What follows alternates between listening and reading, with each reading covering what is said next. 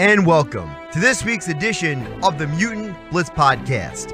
I'm your host, Josh Hennig. This week on the podcast, I want to do a deep dive into the different types of quarterbacks that are in the NFL and why it's important to understand the quarterback position from the style of play that is in the game, not just today, but that's been in the game for the last 50 years.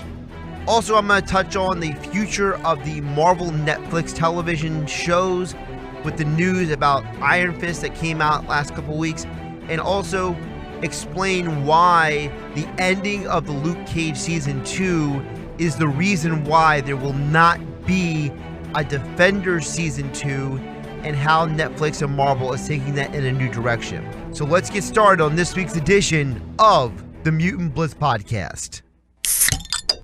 Topic number one, this week's edition of the Mutant Blitz Podcast. I realized a few weeks ago when I discussed why Carson Wentz is the best young quarterback in the NFL, I used some terminology that may have not been fully understood by some of you out there. And it's terms that I've used for quarterbacks for a while. I wanted to take some time to explain that there are three different types of quarterbacks. It doesn't matter how you want to break them down in the tiers. It doesn't matter who you want to say is better than another quarterback. This is not purely a conversation about who is the best quarterbacks.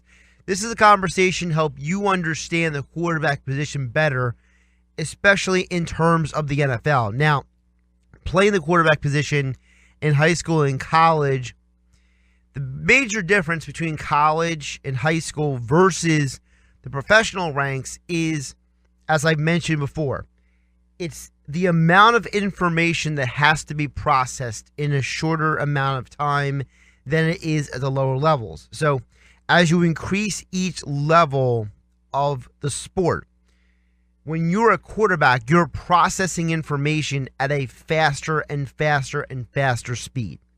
And one's ability to process that information has a lot to do with the success and failure of a quarterback in the NFL. When you understand that quarterbacks process information differently, that's why it's easier to understand not just who are the better quarterbacks in the NFL, but also when it comes to projecting young quarterbacks from college to the NFL. There are three types of quarterbacks. There are anticipation quarterbacks. There are see it and throw it quarterbacks. And then there are hybrid quarterbacks. Anticipation quarterbacks are the type of quarterback who anticipates a play to progress a certain way. They anticipate the defense giving certain looks, certain reactions, and they anticipate that when they go into their 3-step, 5-step, 7-step drop, when they pump fake, when they look off the safety, they anticipate that certain things are going to happen. And there's a belief in sports that anticipation can get you in trouble, but anticipation is also what can make some quarterbacks so good because they've seen a defense so many times, they've seen a play run past them so many times that they can react to a situation before it even happens. So the reason why there's an anticipation quarterback, especially in the NFL, is because these types of quarterbacks are the ones that do so much film study that when they get to the field, they believe that they've done enough study and practice that prepares them for any situation on the field, and they can watch it play out before it ever happens. The second category is the see it and throw it quarterbacks. These are the quarterbacks who are typically also quantified as playmakers most of the time, not all the time. Hybrid quarterbacks can be playmakers as well, but a playmaker quarterback is just a quarterback who is trying to make the big play, typically is mobile, typically works outside of the framework of the play. Well, a see it and throw it quarterback, the reason why it's so closely similar to the playmaker quarterback is because the see and throw it quarterback, they're not purely going off of game research. They're not making their decisions based off of their anticipation of what the defense is going to do. They're making their decision based off of what they see at that moment. These are the type of quarterbacks that sometimes people call gunslingers. They sometimes say that these guys are going to make the wrong call or make the bad throw because they're not reading a defense properly. They're just saying, I see a guy open, I'm going to throw into that window when I see it open. The third type of quarterback is the hybrid. And the hybrid is the guy who has anticipation and see it and throw it qualities combined into their game.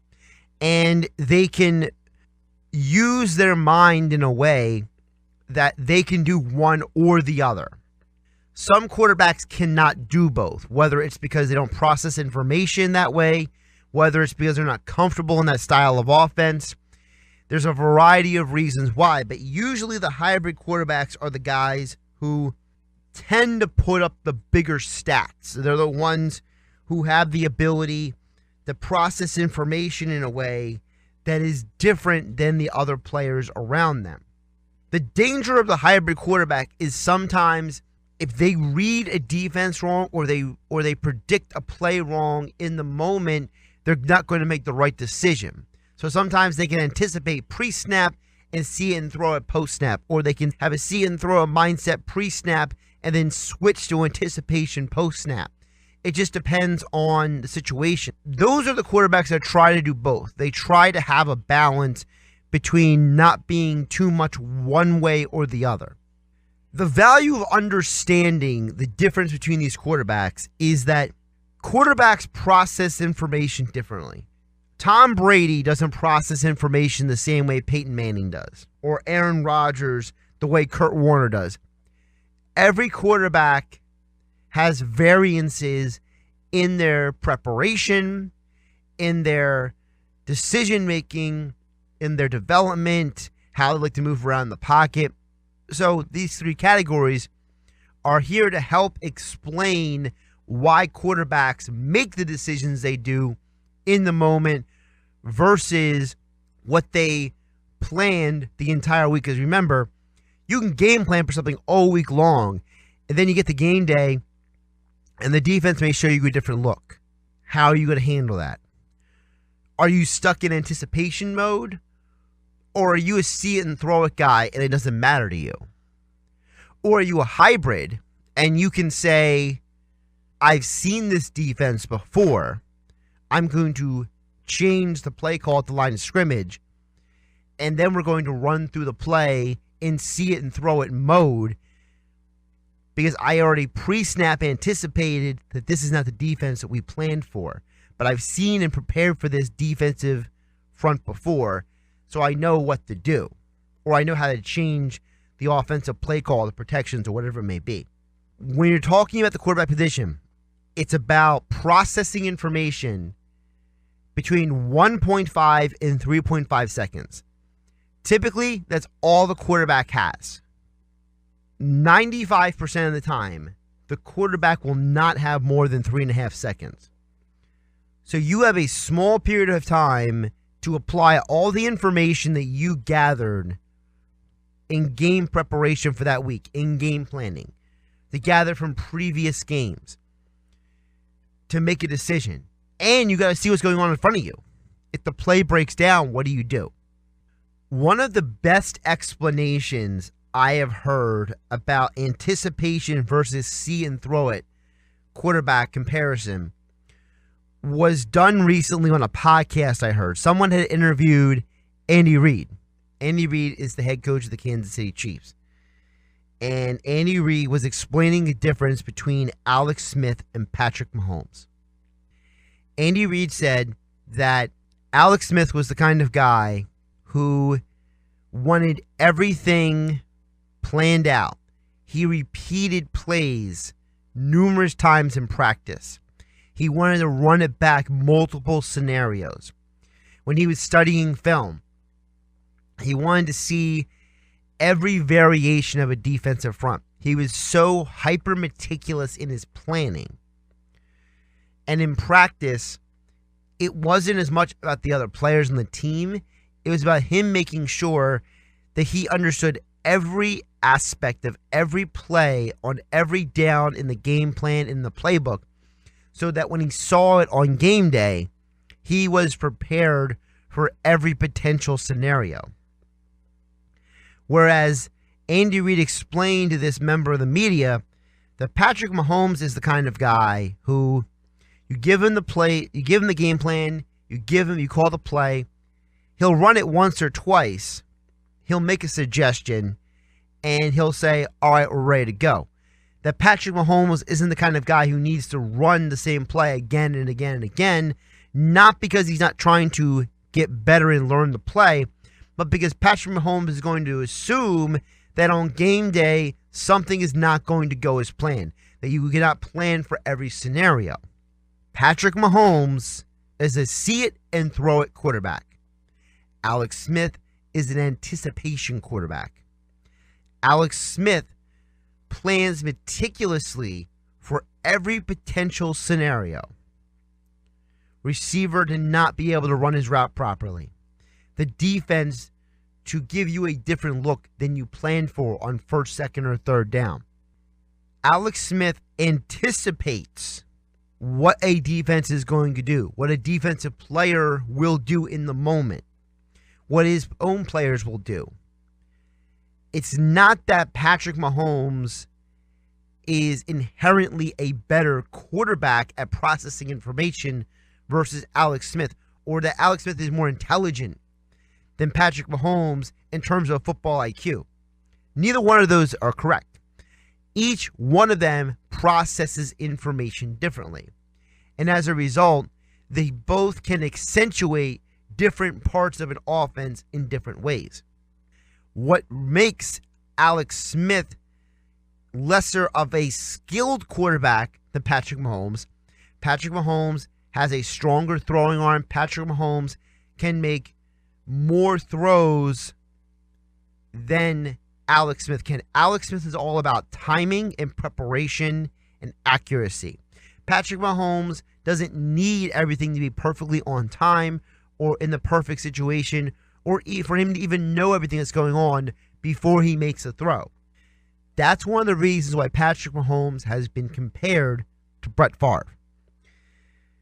Because Brett Favre realized that in the game, in the moment, things will not always go as planned.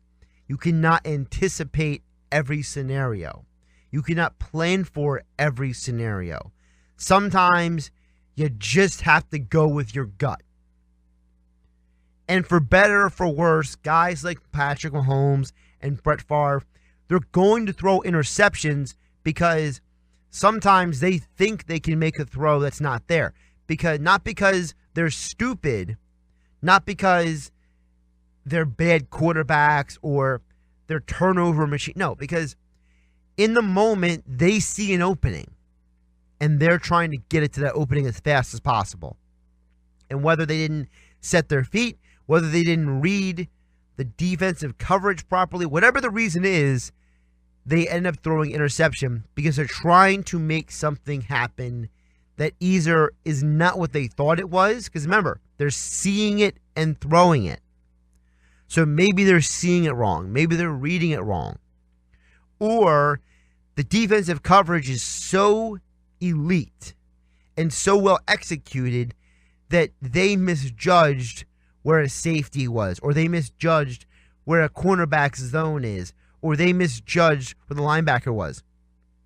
If you go back to the Patriots-Chiefs game this season, when Patrick Mahomes threw the pass that Donta Hightower intercepted on third down, Donta Hightower faked the blitz and dropped back in the coverage.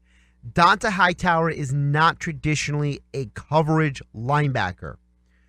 So as a result, Patrick Mahomes didn't expect him to be in that throwing lane.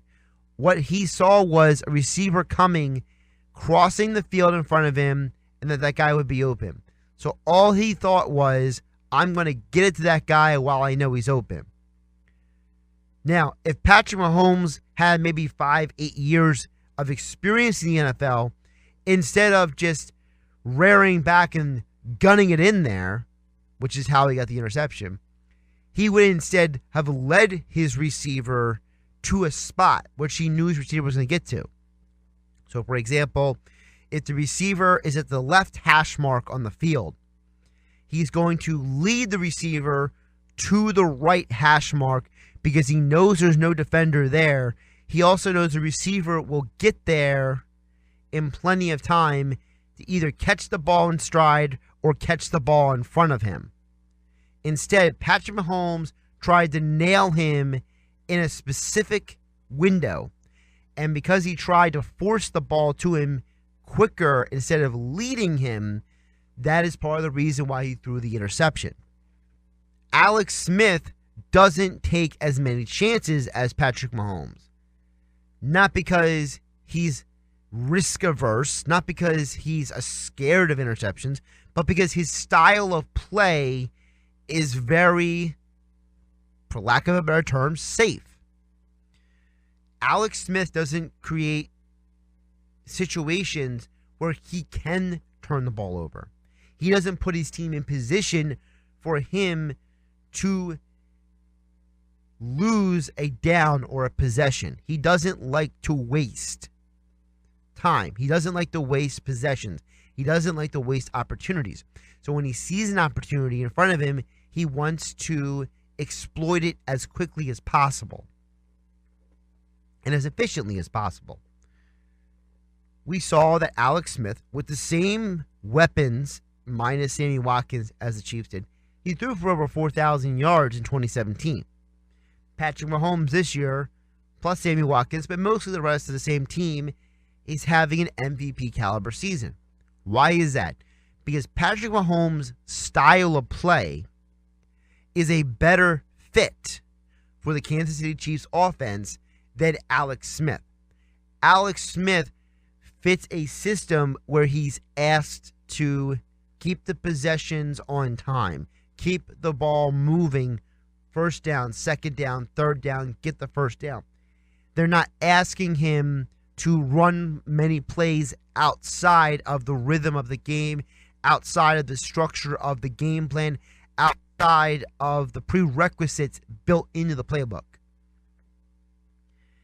Alex Smith is the kind of guy that you want teaching young quarterbacks how to play the position, because he's the guy who's going to give them the football information side of the game.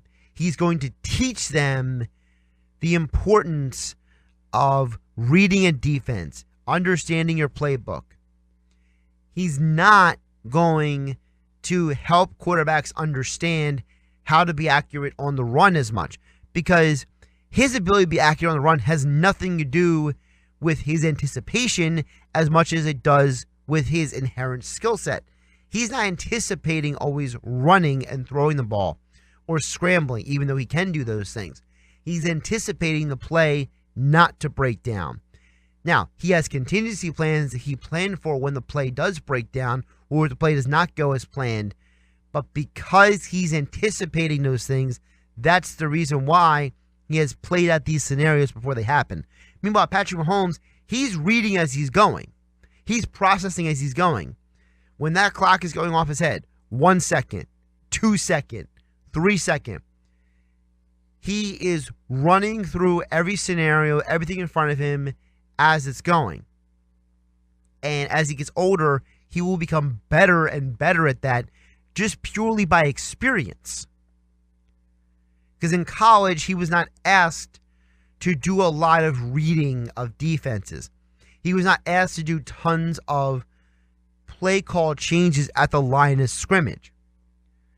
The reason why he became the starting quarterback at Texas Tech as quickly as he did was because his ability to throw a football was so much better than everybody else that his talent compensated for his lack of knowledge, experience, and ability mentally to play the game of football. Whereas Alex Smith is more of a mental game And Pat Mahomes is more of a game of, I got to make a play. I got to help my team win this game. The most well-known anticipation thrower in the NFL today is Tom Brady.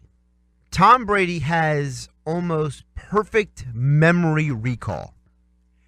And what I mean by that is Tom Brady can remember plays from 5, 10, 15, 20 years ago. He can recount the entire play back to you.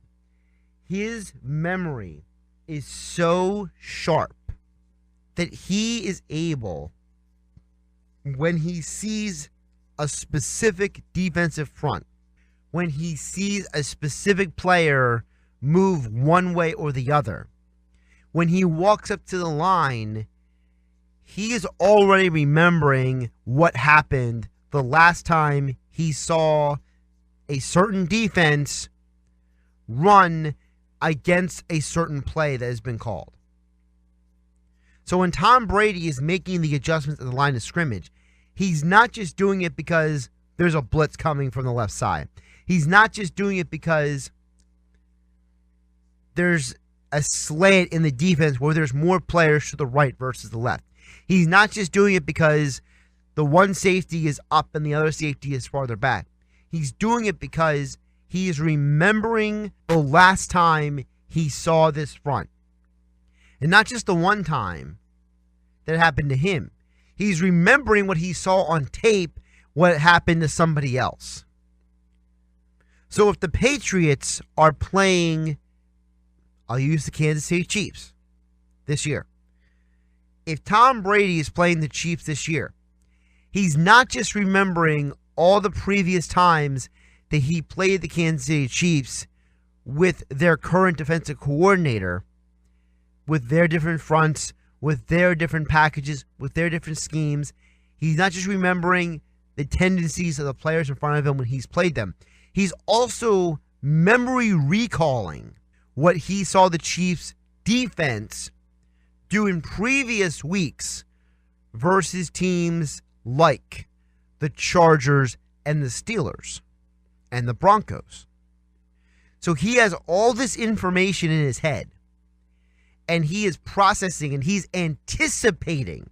There's that word. He's anticipating that player A will do what? Player B will do what? Player C will do what?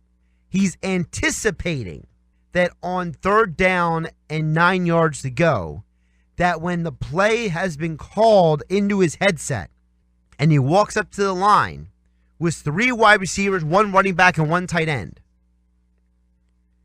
and he sees the Chiefs' defense shift, and then he makes a counter shift, and he sees when he brings a receiver across the formation that the quarterback is following him, he is memory recalling what he saw on tape, that this is man coverage.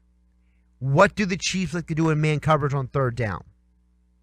He's remembering what they did against the Chargers and the Steelers.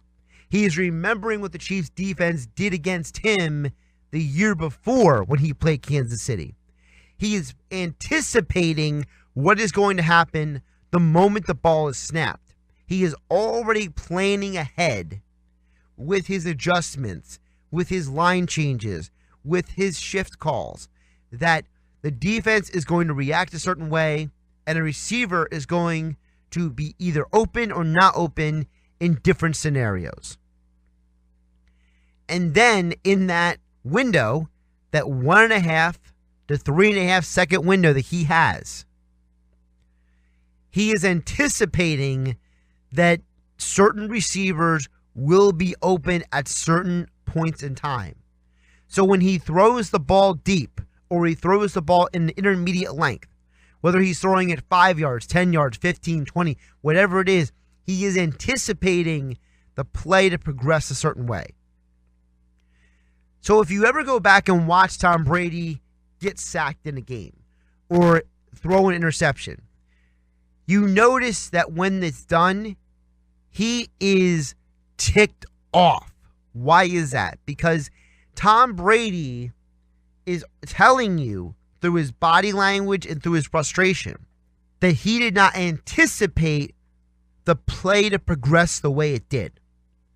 And that either the receiver didn't run the right route or a lineman didn't block a blitzer for a long enough amount of time for him to get the ball to the receiver that he thinks is going to be open pre-snap. There's all kinds of variables that go into if you anticipate something to happen and it not happening. It doesn't mean that Tom Brady is a better or worse quarterback than Brett Favre because he's an anticipation thrower. He processes information differently than Brett Favre because when Brett Favre walks to the line, he's not purely going off of his memory recall of what defense he saw last year or a defense he saw on tape. He may recognize certain things, but he's not anticipating them to do exactly what happened last time or them to do exactly what happened on tape. What he's saying is, I see the blitzer is going to come from the left side. I'm going to move my running back from my right to my left for him to pick up the free blitzer. When I moved the running back, I noticed that there is somebody spying my running back. Or okay, maybe we're in man. How about I move my slot receiver from the left to the right? If the quarterback follows that receiver, that means it's man coverage. If he doesn't, that means it's zone with a spy on either me or my running back. Then Brett decides at that moment, do I change the line protection or do I not? Do I stick with the play? Do I change the play? Then when he snaps the ball, he just watches the play out in front of him. He's not anticipating his receiver to run the perfect route. He's not anticipating the line to block a certain way. He's not even anticipating his running back, who he moved from his right to his left, to be able to block that free blitzer. What he's doing is he is playing the game in the moment and judging based on what he sees in front of him. It's not that Brett is stupid and Tom Brady is smart. It is not that Tom Brady can't do what Brett Favre does or vice versa. It's just how people process information in different ways. Now, I before mentioned hybrid quarterbacks. Hybrid quarterbacks combined anticipation and see it and throw it. A perfect example of this is Aaron Rodgers. Aaron Rodgers is one of the best hybrid quarterbacks we have ever seen play the game of football. Here's why. Aaron Rodgers can walk up to the line, call out a play, stick with the 3 wide receivers, 1 tight end, 1 running back look. He notices the defense is leaning to the right side of the line. He moves his receiver to see if it's man or zone coverage. Once he determines it's man or zone, then he may move his running back or his tight end to block where the blitz is coming from. But he also understands that one of his receivers may be a second or 2 slower right now because he's playing with an injury.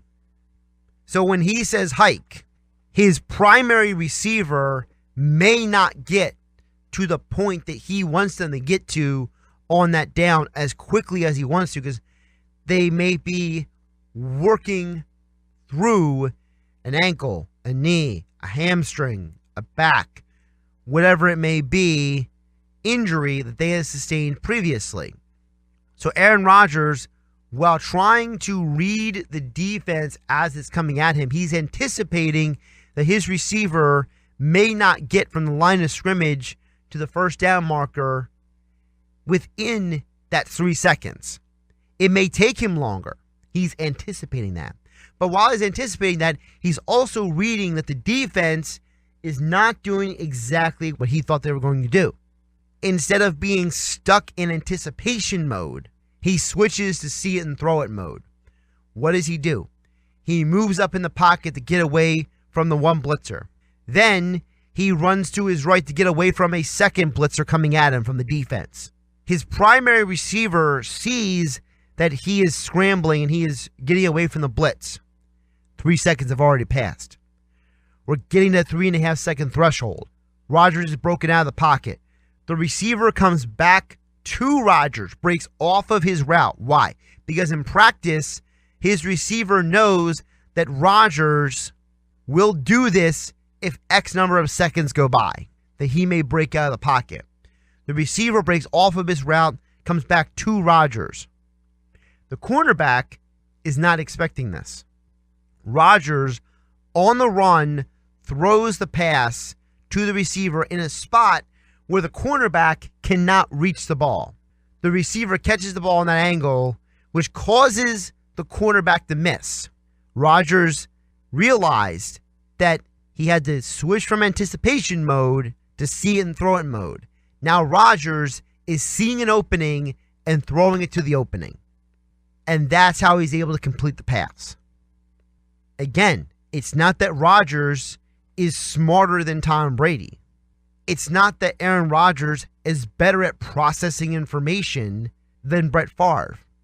Each of those three men, who are all among the best quarterbacks to ever play the game, they process information differently. So when judging the quarterback position, whether it's a veteran quarterback, whether it's a rookie quarterback, whether it's a quarterback prospect coming into the NFL draft, or whether it's a quarterback entering a new system coming off of free agency, whether we're talking about Jared Goff and why he's been successful with Sean McVay versus looking like a potential bust under the previous coaching regime, whether it's Kirk Cousins leaving the Redskins offense and going to Minnesota, and now he's under John DeFilippo with the Vikings, whether we're talking about Brett Favre, who played for 3 different teams over a period of 4 seasons. 3 different offenses, he had to adjust to each one.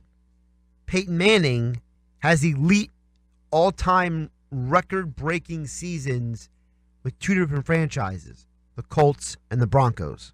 There's a reason why the success and failure of these quarterbacks happens. And it's not just because of their age. It's not just because of the weapons around them. It's because of how they process information. So just a quick summary. The 3 types of quarterbacks: the anticipation throwers, the guys who expect certain plays to play out a certain way. Tom Brady, Alex Smith, Kirk Cousins, Kurt Warner, Jared Goff, Matt Ryan. These are all anticipation throwers, quarterbacks who anticipate before the snap what the defense will do, what their offense will do. They plan meticulously for that moment. The coaching staff meticulously prepares them for that moment in time. The see it and throw it quarterback: Brett Favre, Pat Mahomes, Cam Newton, Steve Young, John Elway.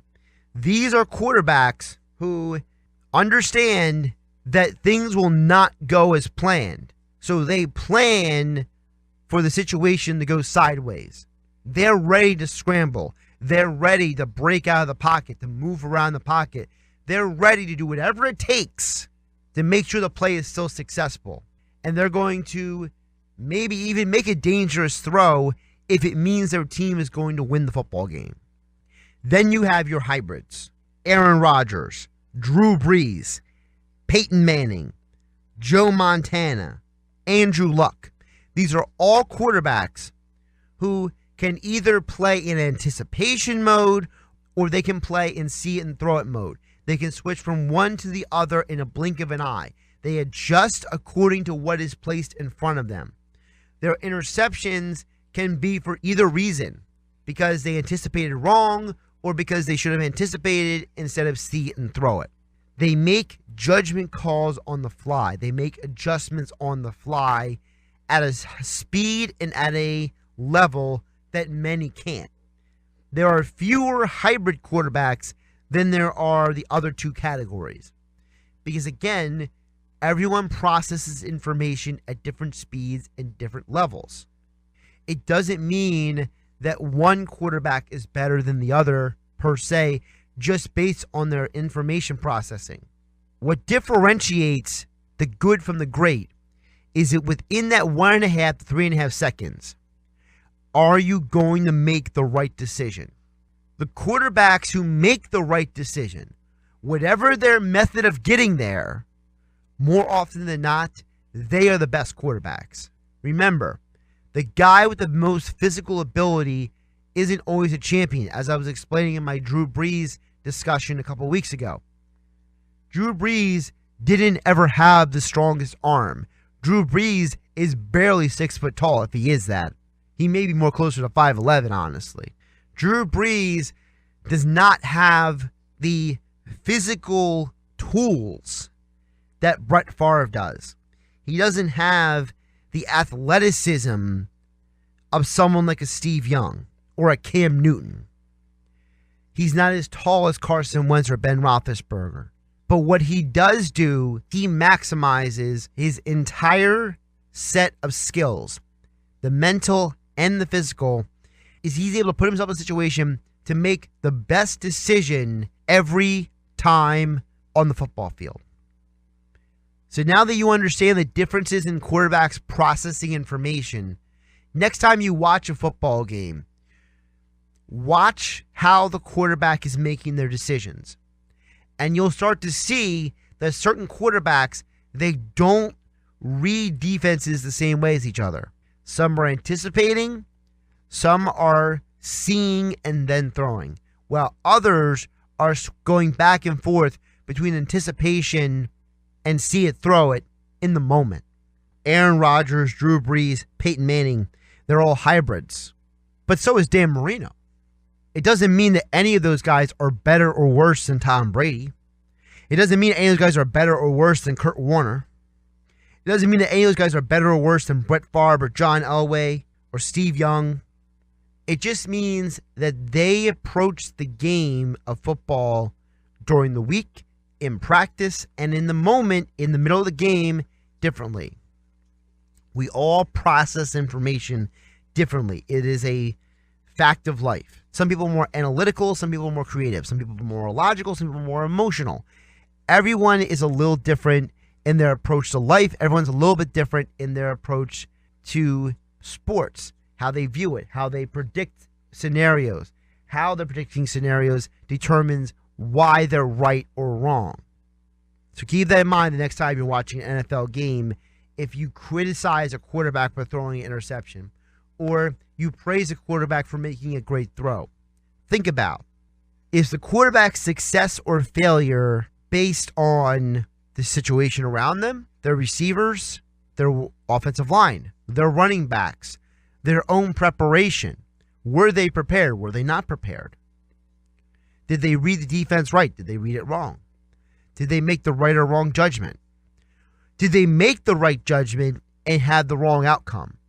Did they make the wrong judgment and still find a way to produce a positive outcome? There are so many variables that go into the game of football, and that's one of the things that makes it so much different than the other sports, because there are so many variables that go into the success and failure of players, teams, that even when you prepare for every scenario, it may not work out as you expect. And your ability to process information in that small window of 1.5 to 3.5 seconds will determine the success of your football team when you're a quarterback. And that is the reason why the quarterback is the most hyper-scrutinized position in all of sports. Topic number 2 in this week's edition of the Mutant Blitz Podcast. You may or may not have seen the news in the last few weeks. There's been some changes coming to Netflix with the Marvel television shows. And it has to do with the fact that these shows' storylines are playing out, and Netflix and Marvel, for lack of a better term, are evolving on the fly. After season 2, there will be no more seasons of Danny Rand's Iron Fist. The first season of Iron Fist was not very well received. The second season was better received, but it seems like Marvel is going in a specific different direction with the Netflix shows. Marvel has a lot of big plans for these characters. And as you saw at the end of season 2 of Luke Cage, spoiler warning, Luke Cage is now basically the Lord of Harlem. And he's basically trying to fill a void between being a hero and being basically the Lord of the Underworld at the same time. And he's playing a very dangerous game, but it's a game that he thinks is necessary. Meanwhile, you saw throughout the season, there is no more Claire on the show. She has left. There are reports that Rosario Dawson says that she's not interested in continuing with her role in the Marvel Netflix shows and with Luke Cage. So that character looks like it is no longer a part of the show and part of his life.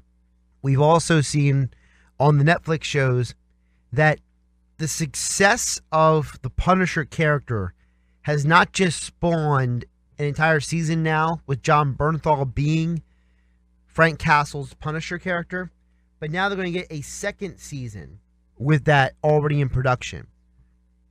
If you harken back to when the first Iron Man movie came out, I think Marvel and everybody else was surprised of how well it was received.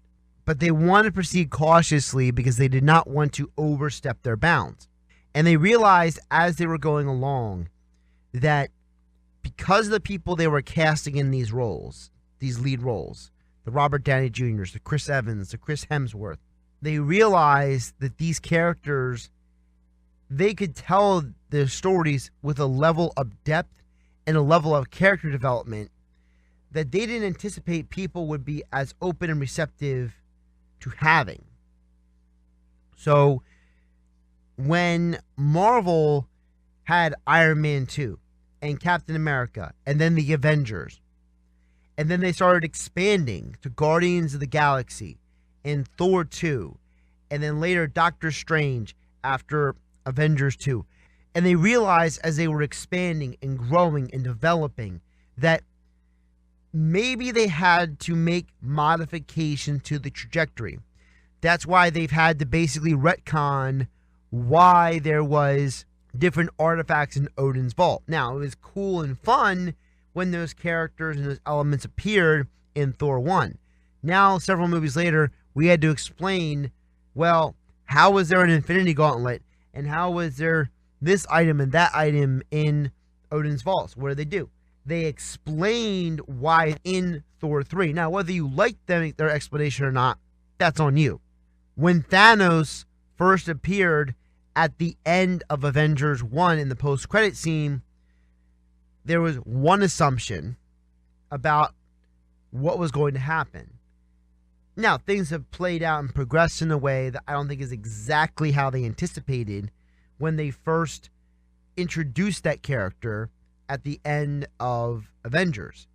Because basically 8 years later, we're having a different perspective and a different conversation about Thanos and the Infinity Stones and what has and hasn't happened in these movies. So the same thing is playing out with the Netflix television shows. We're seeing that when they first debuted Daredevil, and they had this plan. The plan was to have Daredevil, Jessica Jones, Luke Cage, and Iron Fist all have these seasons, and these seasons would have a similar value to the individual character movies that we saw on the big screen for Iron Man, Captain America, and Thor before the Avengers movie. They were setting a groundwork. They were creating a universe so when these characters did come together, they didn't have to explain all of their backgrounds in the Avengers movie. Well, they were doing the same thing for the Defenders season. They were building a groundwork for Daredevil, for Luke Cage, for Iron Fist, and for Jessica Jones before bringing them together. And because of how well received those characters were, they were able to go as deep as they wanted to into the character development, into the Defenders show. Now, post-Defenders show, there were a couple of things that were needed to be addressed.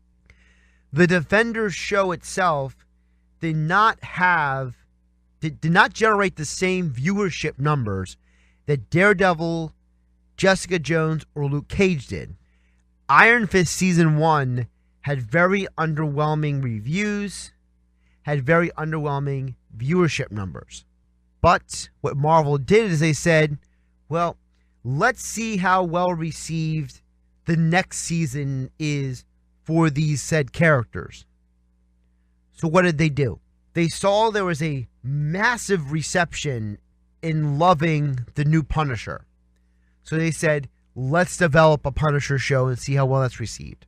They said, let's take the Jessica Jones character in a deeper direction that was well received. Now they're going to release the third season of Daredevil. They're introducing the character Bullseye. They're going to basically address a totally different side of the Daredevil character and his, shall I call it, antagonizing relationship with Kingpin.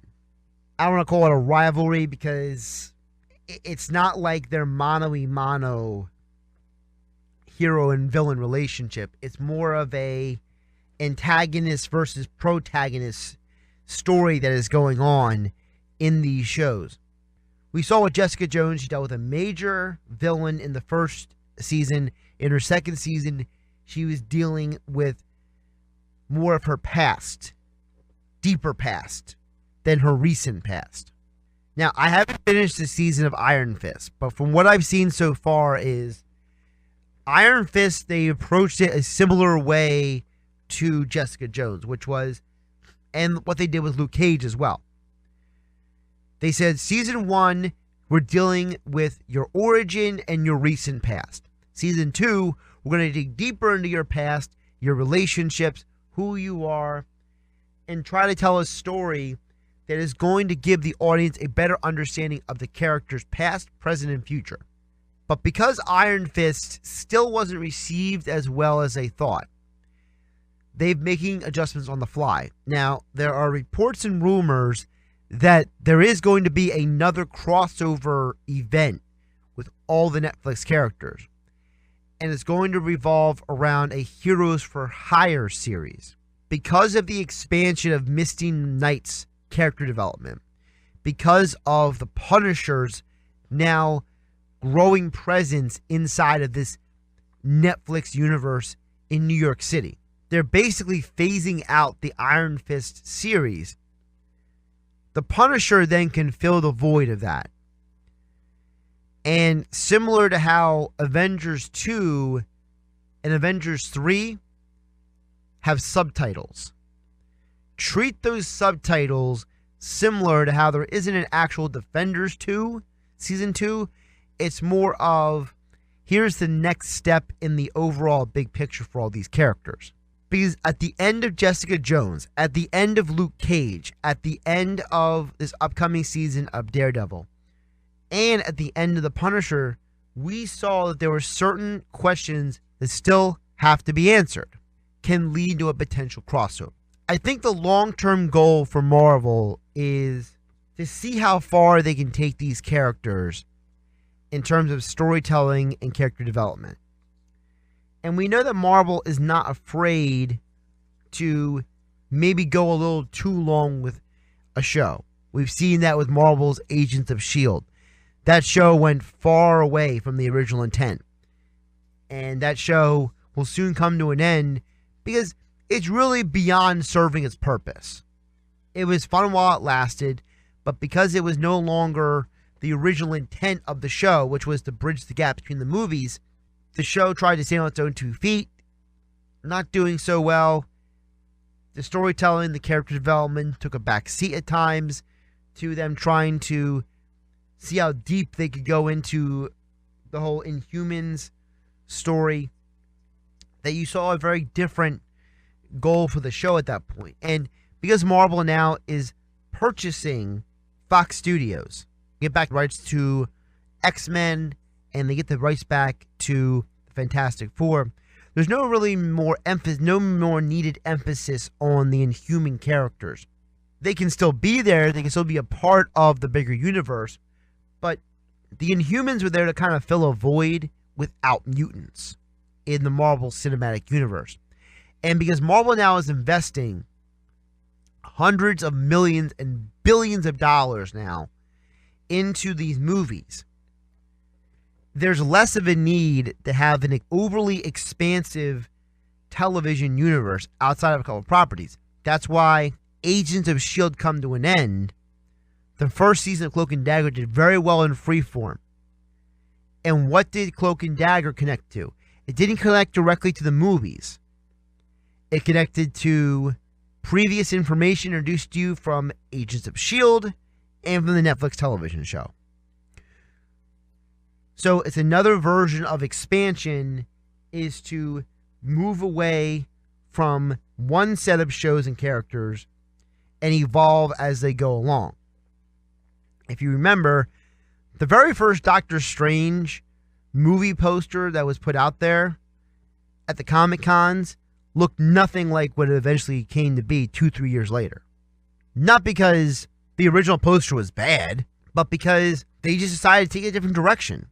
And I think Marvel's doing the same thing with Netflix shows. They're realizing that Daredevil and Jessica Jones and Luke Cage and the Punisher are just outpacing Iron Fist. So they're saying Iron Fist can become a backup character on these other shows. I think Iron Fist does his best work in what they did in Luke Cage, which is they made him part of the other characters' universes. And I think that has a lot of value because in the comics, Iron Fist was never really meant to stay on his own 2 feet. Iron Fist was always part of a team or part of a whole other group of situations that was going on. He very rarely had a lot of stories that was just Iron Fist by himself. So I think that it's a better job to move forward. You can only expand that character so much than they already have, and they didn't get the reception they wanted. So they're saying we're going to go in a different direction. We're going to emphasize Daredevil. We're going to emphasize Luke Cage. We're going to emphasize the Punisher. We're going to explore another season of Jessica Jones. And we're going to see how the audience accepts those things. And then the next potential crossover will be more centered, not as much as Defenders was, but as much as the next step in where all these characters eventually will come together down the road.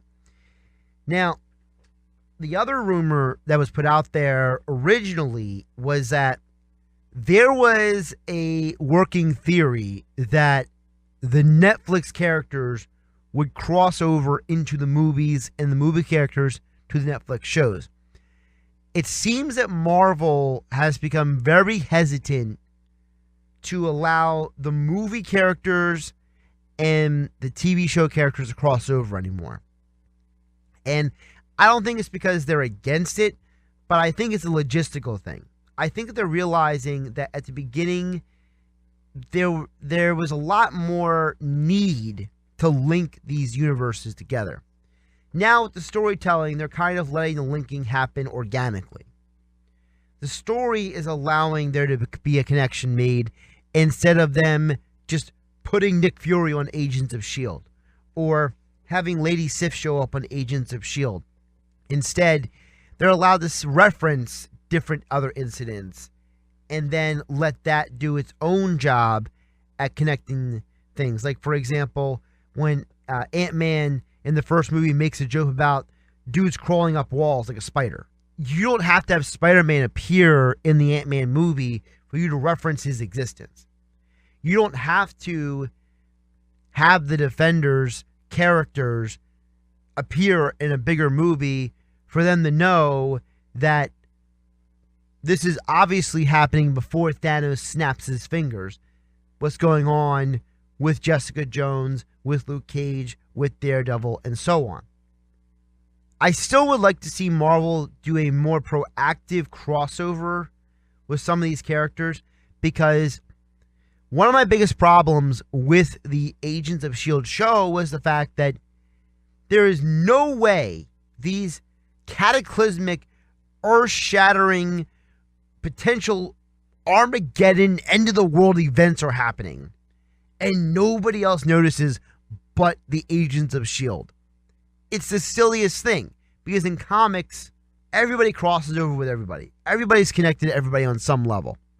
In the comics, Spider-Man runs into Daredevil, and Daredevil runs into Luke Cage, and Luke Cage runs into Jessica Jones, and Jessica Jones runs into Miss Marvel, and Miss Marvel may run into Danny Rand, and Danny Rand may run into Tony Stark, and Tony Stark will introduce everybody. There's all these variables that go into this stuff, especially when they're all in the same city. It would be the dumbest thing in the world if Jessica Jones, Luke Cage, Danny Rand's Iron Fist, The Punisher, Spider-Man, Iron Man, Captain America are all in the same city and they don't eventually run into each other or reference each other. That'd be the dumbest thing in the world, because then it becomes not as believable. You're saying it's all connected, but then the connections never materialize. So I think that's the one issue Marvel has to be careful of. And they may have also another reason to do with them canceling the Iron Fist show, because they don't want to spread themselves too thin. They realize they have a lot going into the next two phases of these movies. They invested a lot of money, and they don't want to overextend themselves in producing too many TV shows when the next stage of their focus needs to be on all these movies they have coming up. Guardians of the Galaxy 3, the Black Widow movie, Black Panther 2, Spider-Man 2, Doctor Strange 2, introducing the X-Men, introducing the Fantastic Four into the MCU. They have all these things to deal with right now outside of these TV shows where they're bringing back season 2 of Cloak and Dagger. They're now putting out season 3 of Daredevil. Season 2 is coming of The Punisher. They're going to continue the Luke Cage story. They're going to continue the Jessica Jones story. There's a lot of things going on. Oh, and The Runaways. Don't forget that. That's on Hulu. The ending of the Iron Fist shows after season 2 is not as much a reflection on Iron Fist as much as is Marvel has invested so much money into future projects that have nothing to do with the Netflix shows or characters, that they don't want to overinvest their time and energy in the projects that are not going to generate the money that these movies will. Whether it's 2022 or whatever it is, the moment Marvel brings mutants into the MCU, that's going to generate a stupid amount of money. Season 3 of Iron Fist is not going to generate anywhere near the cash flow that the new Wolverine will on the big or small screen wherever he's first introduced. So it's a business decision. It's a strategy decision. It's just like how Universal and Marvel have not discussed a new Hulk movie. Not because everybody hates Mark Ruffalo as the Hulk, but because they realize that Hulk has more value right now as a supporting member on other movies than he is the standalone. Maybe Iron Fist has the same value for the Netflix television shows. He can be the Hulk to these other shows instead of just having his own standalone platform. He can be part of everybody else's story. Thanks for listening to this week's edition of the Mutant Blitz Podcast. If you have any thoughts or comments about this week's podcast, you can drop it down in the comments section below. If you like this video, hit that like button, hit the subscribe button. You can catch the podcast as we bring you my perspective and views on different topics from the sports world as well as the comic book movie and television universe. You can come here for the reviews of all the television shows and all the movies as they come out from the comic book universe, as well as my perspective year-round on the NFL, the NBA, mixed martial arts, and more. I'm Josh Hennig. This is the Mutant Blitz Podcast. Catch you next time.